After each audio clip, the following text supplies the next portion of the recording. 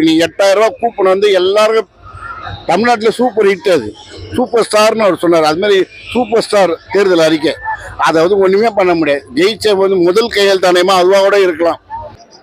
சங்கீதாவா திரிசாவா தான் போட்டி போறதை தவிர அவர் தனக்கு தமிழ்நாட்டை காப்பாற்ற போறதெல்லாம் கிடையாது.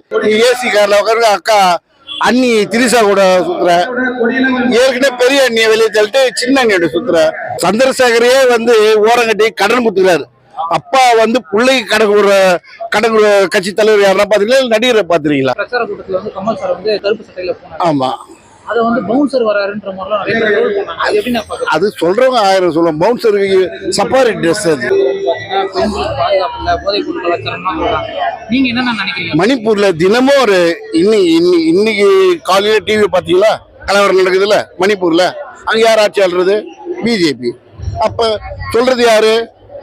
நம்ம அண்ணாமலை சொல்லுவாரு. அவரையே பதவி விட்டு தூக்கிட்டாங்க. பாதுகாப்புல பீகார்ல போய் பாரு, டெல்லியில ஒரு பஸ்ல ஒரு பெண்ணை கற்பழிச்சு கொலை பண்ணாங்க. அது உங்களுக்கு தெரியும். அப்புறம் மத்திய பிரதேசம் எல்லா ஸ்டேட்லயும் இருக்குதுங்க. பாதுகாப்பு இல்லைன்னா பெண்கள் சுதந்திரமா தான் உட்காந்துறாங்க. யார் அவங்க யாரும் தொல்லை பண்றாங்களா? அதெல்லாம் வந்து கற்பனையா சொல்றது. பாதுகாப்பு இல்லை, பாதுகாப்பு இல்லை, இலவச பஸ்ல பாதுகாப்பு தான் போறாங்க. ஐடி கம்பெனில வேலை செய்ய நைட்டு 2 மணி தான் வராங்க.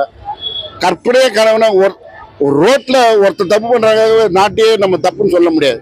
அப்படி பார்த்தா பீகார்ல டெய்லி நடக்குது. இன்னும் இப்ப திருப்பி ஆரம்பிச்சாச்சு. கேஸ் வரல, வெளிநாட்டுல சண்டை நடக்குது. அங்க பாதுகாப்புல சொல்ல முடியுமா? அமெரிக்கால பாதுகாப்புல சொல்ல முடியுமா? அது மாதிரி இதெல்லாம் வந்து தேர்தலுக்காக சொல்ற, இதெல்லாம் அரசியல் ஸ்ட்ரென்த். இதெல்லாம் அப்படியே சொல்லுவாங்க. ஏன்னா அவங்களால வர முடியாது. அதனால எடப்பாடி கூட 1000 நாங்க 2000 ரூபாய் தரோம்னா அவர் 2500 ரூபாய் தரணும். விஜய் 3000 தரணும். எல்லாம் இதே இவங்க சுட்டு போட்டு தோசையை பிச்சு போட்டு கணக்கு சொல்றதா இவங்கெல்லாம் தனியா மூளை கிடையாது. சும்மா சொல்லிக்கலாம், நான் வந்து அது பொண்ணும் அது பொண்ணு வர முடியாது. வராதவன் தான் 1000 கற்பனையை சொல்லுவான். இவர் ஏற்கனவே எல்லாம் கொடுத்து இப்ப நீ 8000 ரூபாய் கூப்பன் வந்து எல்லாருக்கும் தமிழ்நாட்டில் சூப்பர் ஹிட். அது சூப்பர் ஸ்டார்னு அவர் சொன்னார். அது மாதிரி சூப்பர் ஸ்டார் தேர்தல் அறிக்கை அதை வந்து ஒண்ணுமே பண்ண முடியாது. ஜெயிச்ச வந்து முதல் கையெழுத்தானயமா அதுவாக கூட இருக்கலாம். என்னுடைய கற்பனையில வந்து நான் நினைக்கிறது வந்து முதல் கையெழுத்து 8000 ரூபாய் இருக்கலாம். ஏன்னா கடந்த முறை வந்து தாய் குலத்துக்கெல்லாம் வந்து இலவச பஸ் சொன்னார், செஞ்சிட்டார். இந்த முறை அந்த 8000 ரூபாய் முதல் கையெழுத்தோட இருந்தாலும் இருக்கலாம். அது மகளிர் அதிர்ஷ்டத்தை பொறுத்து. ஆனா கன்ஃபார்மா இருக்கும். அதான் இருக்குன்னு நினைக்கிறேன். அவர் 5 கையெழுத்து போடுறா அது கண்டிப்பா ஒரு கையெழுத்து 8000 ரூபாய் டோக்கன் தான். அது எந்த கடையில் ஒன்றும் வாங்கிக்கலாம். அதுக்கே வந்து எடப்பாடி கமிஷன் போடு. எப்படி ஒரு கடையில் போய் நான் ஒரு டிவியில் போய் நான் டிவி வாங்கினா அது என்ன ரேட்டு, அதில் 8000 ரூபாய் லெஸ் பண்ணி தான் கொடுக்க போகிறான். அதான் கணக்கு. அதுக்குள்ளே கட்சிக்காரங்க பிடிப்பாங்க. யார் பிடிப்பா? அது டோக்கன் கொடுப்பது ரேஷன்களில். ஏற்கனவே எப்படி 3000 ரூபா கொடுத்தாலும் அதே மாதிரி ரேஷனுக்கு கொடுப்போம். ஏன் எல்லாருக்குமே அக்கௌண்ட் கிடையாது. சில பேர்கள் ரொம்ப வயசானவங்களும் அக்கௌண்ட் கிடையாது. அப்போ ரேஷனில் கொடுத்தா அவங்க வாங்கி போயிடுவாங்க. அழகாக பொருள் வாங்கும்போது ஒரு டோக்கனை வாங்கி வர போகிறாங்க. அந்த 10 நாள்லயே அன்னைக்கு மறுநாள் கூட போய் வைக்கலாம், அன்னைக்கு சாயங்காலம் கூட போய் வைப்பாங்க. அதில் ஒன்றும் குறை. இவர் சொல்றதான் செய்வார், செய்யறதா சொல்லுவார். பிரச்சார கூட்டத்துல வந்து கமல் சார் வந்து கருப்பு சட்டையில போனாரு. ஆமா, அது வந்து பவுன்சர் வராருன்ற மாதிரிலாம் நிறைய பேர் ரோல் பண்ணாங்க. அது எப்படி நான் பாக்குறேன்? அது சொல்றவங்க 1000 சொல்லுவோம். பவுன்சருக்கு சஃபாரி ட்ரெஸ் அது. அவர் ஷர்ட் போட்டிருந்தாரு. அது கூட வித்தியாசம் தெரியாது சொல்றாங்க. பவுன்சர்னா விஜய் கூட கும்பலா கொண்டு வராங்களே, ஒரு பசங்களை தூக்கி வெளியே போடுறது, கல்லு தூக்கி இதெல்லாம் அவங்க பவுன்சர் அந்த வேலை தான் செய்வாங்க. இந்த கூட்டம் பவுன்சர் கூட்டம் கிடையாது. இது நட்பாக சேர்ந்த கூட்டம். இது ஜெயிக்கிற கூட்டணி. இது விஜய் கூட்டணிலாம் இது கிடையாது. அதெல்லாம் நடிகர்கள் கூட்டம். நடிகர் அவர் பின்னாடி யார் இருக்கிறாங்க? எங்கேயோ ஒரு இடத்துல ஒரு காமெடி நடிகரை போட்டுருக்காரு. அவர் படத்திலே காமெடி கிடையாது. அவர் உங்களுக்கு ஏதோ ஒரு தொகுதியை தூத்துக்குடி தொகுதியில அமைச்சர் கீதா ஜீவனுக்கு ஆப்போசிட்டா போடுறாங்க. அந்த மாதிரி ஏற்கனவே 3 முறை ஜெயிச்சவங்க மாவட்ட செயலாளர். அவங்க அப்பா ஏற்கனவே அந்த கோட்டையே பிடிச்சி வச்சுக்கிறாரு. தூத்துக்குடினா அவர் தான். அவருடைய மாவட்ட செயலர் யாருன்னா கலைஞருக்கு முரட்டு பக்தன்னுவாங்க. அவரை அவங்க சன்னு தான் வந்து மேயர், இந்த மாதிரி மினிஸ்டர், திருப்பி அவங்க தான் வரும். அந்த காமெடி படத்திலே வரல. அவர் விஜய் போல ஒரு 10 படம் வச்சிருப்பார். அவருக்கு ஃப்ரெண்டு விஜய்க்கு. அதனால அவர் கூட்டுக்கிறாங்க. அதெல்லாம் அங்கேயும் செய்யணும், இங்கேயும் போடும். விஜய் பெரம்பூர்லையும் தோப்பாரு, திருச்சியிலும் தோப்பார். திருச்சியில வந்து ஏற்கனவே திமுக கோட்டை. அது கடந்த சட்டமன்ற தேர்தலும் சரி, பாராளுமன்ற தேர்தலும் டோட்டலா அப்படியே கொத்த தூங்கினவர் கே நேரு. அவர் கண்ட்ரோல் இருக்கிற தொகுதி அது. அங்க வந்து இவர் ஜெயிக்க முடியுமா? பெரம்பூர் திமுக கோட்டை. அண்ணன் சேகர்பாபு மாவட்ட செயலர் அண்ணன் சேகர்பாபு கோட்டை அது. அங்க ஆர்டி சேகர் ஏற்கனவே ஜெயிச்சவர், அதுக்கு முன்னாடி ஜெயிச்சவர். ஏற்கனவே அவங்க அப்பா ஜெயிச்சவர். அதனால அதெல்லாம் விஜய் நடிகர் சொல்லலாம். நடிகர் 4 ஆண்டு காலம்லாம் போச்சு, அதெல்லாம் எம்ஜிஆரோட போச்சு. இப்போ எல்லாருமே நினைச்சுக்கலாம், நான் வந்துருவோம், நாங்க தான் நாடாளுமன்றம், நாங்க தான் ஜெயிப்போம். அப்படி பார்த்து 6 இடத்துல நடந்தது. இப்ப இந்த 5 வருஷத்துல இவரு கட்சி ஆரம்பிச்சு 3-4 இடத்துல இருந்தது. அது என்ன பண்ணாரு அவரு? நிக்க வேண்டியதுன்னு அதுல நின்று இப்போ ஒரு எம்பி எலெக்ஷன் நடந்தது, பாராளுமன்ற தேர்தல். அதுல நின்று அவருடைய கெபாசிட்டி கார்டு தான் அவர் சதவீதம் தெரியும். அவர் ரஞ்சிதா 40% நம்மளுக்கு தமிழ்நாட்டில் போலிங் பதிவாட்டு மொத்தம் 65% தான் ஆகும். அதுல இவருக்கு 40 போயிடுச்சுன்னா அப்படி எப்படி மக்கள் சின்ன குழந்தைங்களாம் இட்டு கணக்கு காட்டுறாங்க. இதெல்லாம் ஒரு கணக்கா? நடிகரை இப்ப கூட கமலஹாசன் நடிகரை பார்த்து நடிப்பு வராங்க. இது ஓட்டா மாறும், இந்த கூட்டணியில ஓட்டா மாறும். ஏன்னா இவங்க எல்லாம் வெளியே வராங்க. அதுல போய் பாருங்க, சின்ன பசங்க எல்லாம் 18 ஏஜே ஆகாத பசங்க எல்லாம் வருது. 18 ஏஜ் மேலதான் ஓட்டு. அப்ப இவங்களுக்கு எப்படி ஓட்டு வரும்? ஜனத்தை காட்டி ஒன்னும் ஓட்டு வாங்க முடியாது. அவர் நினைச்சுன்னு போனா ஜனம், அங்க போனா போலீஸ் தடை பண்ணுது எங்களை. இது கண்ட்ரோல் நீங்க தான் பண்ணீங்க. பவுன்சர் எதுக்கு உனக்கு பாதுகாக்க? பவுன்சரு இந்த பவுன்சர் கொடுத்தது பிஜேபி ஆட்சி தான், டெல்லியில தான் அமைச்சிருக்காங்க. அப்ப உனக்கு தான் பாதுகாப்புனா மக்களுக்கு பாதுகாப்பு யார் கொடுக்குறது? அவரு எனக்கு பவுன்சர் மட்டும், உனக்கு மட்டும் பவுன்சர் வச்சிரு, யார் போட்டு போனா பவுன்சர் வரும்? நீ எங்க போனாலும் பவுன்சரு. நீ ஏசி கார்ல உட்காந்து அக்கா அண்ணி திரிசா கூட சுத்துற, ஏற்கனவே பெரிய அண்ணியை வெளியே தள்ளிட்டு சின்ன அண்ணியோட சுத்துற. அதை தீய சக்தி திமுகன்னு சொல்றாரு. அதுலயே சொல்லிடுறாங்கல்ல, எனக்கு 2 எதிரி தானே. 2 யாரு? ஒண்ணு அக்கா, பெரிய அக்காவும் சின்ன அண்ணியும். அவங்க 2 பேர் தான் போட்டி. அவருக்கு போட்டி இல்லை, அவர் திமுக போட்டி இல்லை. சங்கீதாவா திரிசாவா தான் போட்டி போறத தவிர அவரு தனக்கு தமிழ்நாட்டை காப்பாற்ற போறதெல்லாம் கிடையாது. இப்போ கூட சிஎஸ் நேற்று கூட மக்கள் தொகை கணக்கெடுப்பு தமிழ்நாடு பின்தங்கி இதுன்றாங்க. நம்ம கண்ட்ரோல் எப்போ பண்ணிட்டோம். நம்ம 80லேருந்து குடும்ப கட்டுப்பாடு பண்ணி வீட்டுக்கு 2 பிள்ளைங்க, அதே கொஞ்சம் வசதியான ஒண்ணு போதுன்னு தான் வாழ்ந்துருக்காங்க. அப்போ நம்ம குடும்ப கட்டுப்பாடு கம்மியாக இருக்கும். உத்தரப்பிரதேசமோ மத்திய பிரதேசம் காட்டுவாசி பேர் நம்ம கிடையாது. அங்க எல்லாமே காட்டுவாசி, வேலை வெட்டி இல்லை. இன்னும் கூட உத்தரப்பிரதேசம் போய் பாருங்க, பாலைவனம் தான், சோலைவனமே கிடையாது. இங்க தமிழ்நாட்டில் எங்க தொட்டாலும் சோலைவனம் தான். இது தளபதி போய் இந்த 5 ஆண்டுல செஞ்சது ஏகப்பட்டு செஞ்சிருக்காரு. எத்தனை கல்யாண மண்டபம், எத்தனை ரயில்வே ட்ராக்கு, மெட்ரோ ட்ரெயின், அது இது எல்லாமே சொல்றதுக்கு இல்லை. அவரு சொல்ற மாதிரி பட்டியல் போட்டு சொல்லணும்னா ஒரு நாள், அவருக்கே ஒரு நாளாவது, எனக்கு 3 நாளாவது ஆகும். அப்படி சொல்லிக்கலாம். வரணும் எல்லாம் 23ஆம் தேதி ஓட்டு போட்டோன்னே 4ஆம் தேதி எண்ணும் போது விஜய் அர்த்தப்படுத்த எதுக்கு போலான்னு யோசிப்பார்.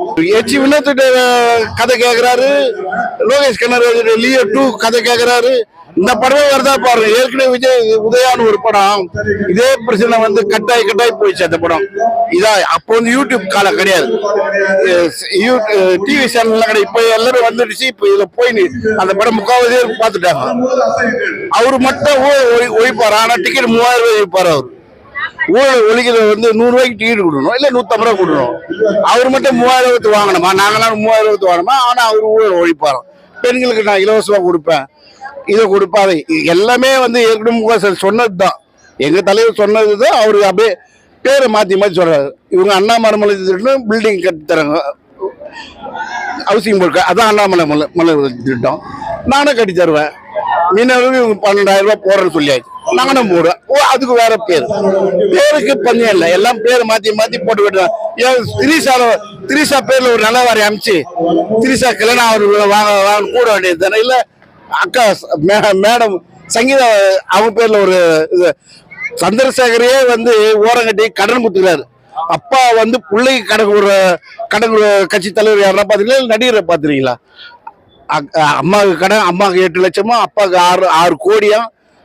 பையன் தனியா ஒரு அப்பார்ட்மெண்ட்ஸ்ல இருக்கிறான், பொண்ணு தனியா ஒரு அப்பார்ட்மெண்ட்ஸ்ல இருக்குது. இவர் மட்டும் 2 பங்களா இவர் பேர்ல, தனியா ஒரு பிளைட், இவருக்கு 5-6 காரு, போடுறதுக்கு 50,000 ட்ரெஸ், எல்லாம் நடிகர்கள் ப்ரொடக்ஷன் வாங்குற பணத்தை எல்லாம் வாங்கி இவர் மட்டும் சேர்த்து போறான். ஒரு வேட்பாளர் பதிவு தேர்ந்தெடுத்துக்கு 50 லட்சம் 60 லட்சம் 2 கோடி 3 கோடி கொடுத்து அவங்க பணம் கேட்டா நான் ஊழல் பண்றாரு. இது சொல்லிக்கலாம். ஒரே ஒரு ஓட்டுல ஒரு படம் இவர் நடிச்சாரு, அந்த ஓட்டு தானே இவர் படம் கொடுத்து கூப்பிடுறாரு. இப்போ நான் லஞ்சம் கொடுக்க மாட்டேன் யாருன்னா இப்ப போய் பாருங்க, டி நகர்ல மற்ற ஏரியா எல்லாம் கேளுங்க. அவங்க கூட்டத்திலே கேளுங்க யாருக்கு எவ்வளவு தராங்க. இல்ல கும்பல் வர லேடிஸுங்க தனியாக ஒரு ரோட்டில் இருந்துட்டு எவ்வளோங்க கொடுத்தாங்க கேளுங்க, அவங்க விஷயத்தை சொல்லுவாங்க. இது எங்களுடைய யார் என்ன டக்கர் அடித்தாலும் திமுக வந்து 185 இடம் தனியாக ஜெயிக்கும், அவங்க கூட்டணி ஜெயிக்கும். அதில் திமுக மட்டும் 150 கன்ஃபார்ம். தனிப்பட்ட முறையில் உதயசூரியன் 150 ஜெயிக்கும். மீதி ப்ளஸ் கூட்டணி கட்சி எல்லாமே ஜெயிப்பாங்க. ஒருத்தர் கூட தோக்க மாட்டாங்க. கொடுத்த தொகையில் 10 கொடுத்தா 8 கொடுத்தாலும் விடுதலை தொகை 8 கொடுத்துறாங்க. அதில் அவர் 6 கன்ஃபார்ம் ஜெயிப்பார். தேமுதிக 10 கொடுத்துறாங்க, அவங்க 7 கன்ஃபார்ம் ஜெயிப்பாங்க.